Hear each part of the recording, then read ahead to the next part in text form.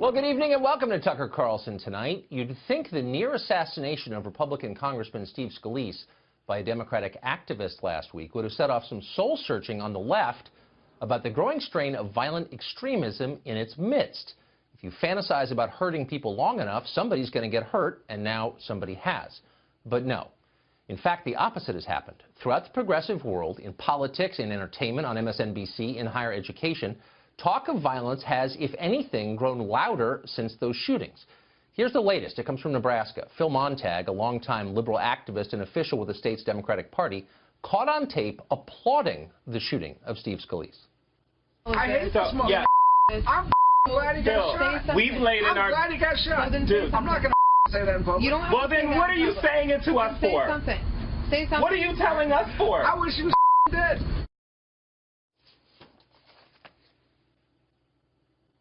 I'm glad he got shot. No subtlety there.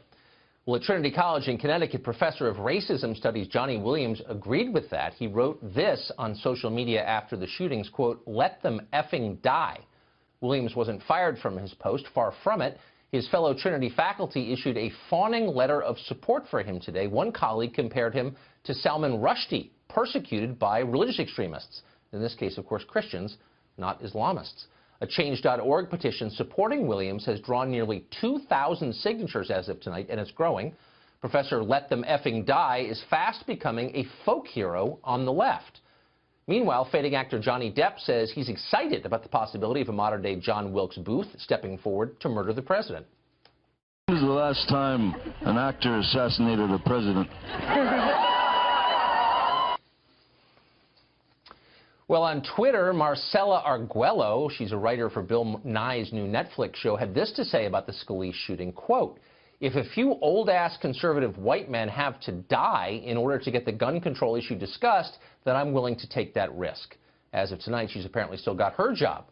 And extremism isn't just online. Having just watched partisanship ending in gunfire, you'd think lawmakers might try to lower the temperature a little bit.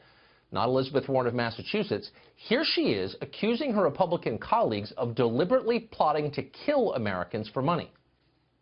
These cuts are blood money. People will die. Let's be very clear. Senate Republicans are paying for tax cuts for the wealthy with American lives. Okay, so you disagree with me on a piece of legislation, therefore you're a murderer.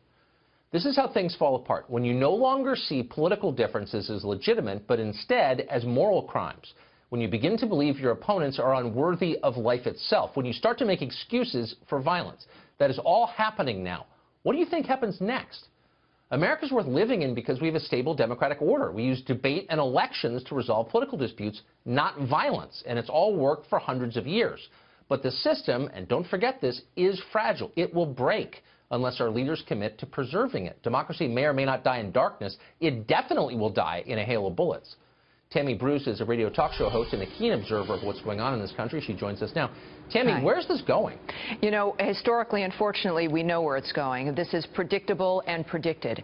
Historically, wherever the left has been in power, and either it's to get power or if someone tries to move them out of power, the movement is to do violence. It's a dynamic where they realize that in order to have the cultural dynamic continue, the only way to maintain power is to silence those who are against them or those who do not conform, and of course that takes the form of violence. In the 20th century, of course, just 3 countries, Soviet Union, Communist China, and the Khmer Rouge in Cambodia. Right. Estimates are up to about 70 million people killed simply in order to maintain power. So this is what we have to be aware of. While our system is genius and brilliant, it's the leftist ideology that is new, and that our system in a lot of ways also allows to effectively breed in a way.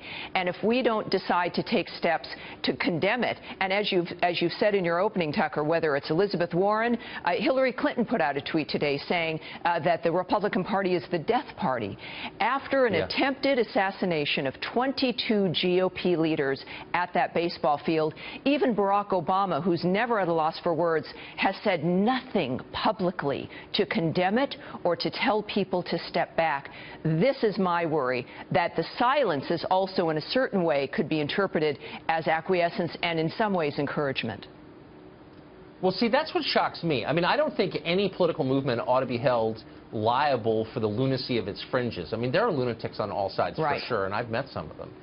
But I do think that the people in charge, in power, in authority, have a moral responsibility to set the limits of behavior and right, to say, you know, that's totally wrong. You're not allowed to do that. Violence is outside the pale. They're not doing that. Where's the New York Times editorial denouncing this kind of stuff? Right. See, this is it. And even if, let's say you had taken, Tucker, a week off, the week that the shooting happened in Arlington, and you unplugged and you weren't connected, just in returning 1 week later, with looking at the headlines online or otherwise, you never would have even have known that it occurred. And we're not going to be able to stop this unless we're willing to admit that it's happening, admit what the core sources of this. And remember, it's also, we've been looking at masked violent individuals trying to interrupt the inaugural on our campuses, the Occupy movement, the Black Lives Matter movement. It's changed from trying to engage everyone as a whole to the suggestion that this disruption is appropriate, that violence, arson is the way to go. And even then, not only were there not condemnations of it, but the left funded it and held it effectively to some degree as heroism. And that also, for Americans and everyone around the world, we're now awash in violence because of terrorism. We see it all over the world. It inures people to it, and that's another dynamic that's affecting our young people here, that, oh, this is normal. Well, someone's got to start saying that it's not. I think that's a really smart point. Wasn't this inevitable, though, the minute the people in charge began to use terms like resistance or started to say things like don't legitimize the president? Because what they're really saying is it's not worth having a conversation. It's not worth debating. Talking isn't enough. Right. Doesn't that set the stage for violence once you say that? Well, it does. My first book, actually, now 17 years ago, talked about groupthink. And that's when you start to believe that you have sole possession of the truth. And that everyone else, if you've got sole possession of the truth, obviously no one else does. And that makes them, well, not only not as good as you, but not even worthy. And when you start to cast individuals as less than human, as people who are actually out to get you, there's really only one answer to how you react to that. And it's shocking, after the Arlington attempted assassinations, the fact that the rhetoric has not really shifted is the shocking point. And people on both sides of the aisle, certainly Democrats, good liberals out there, need to start demanding from their heroes of Sanders and Warren and Hillary to do more than a single statement, but to really stay with it and to encourage people to step back from this. That's exactly right, because as you said at the outset, we can see exactly where this is going. Yeah. Tammy Bruce, thanks. That was wise. Thank you. I appreciate it.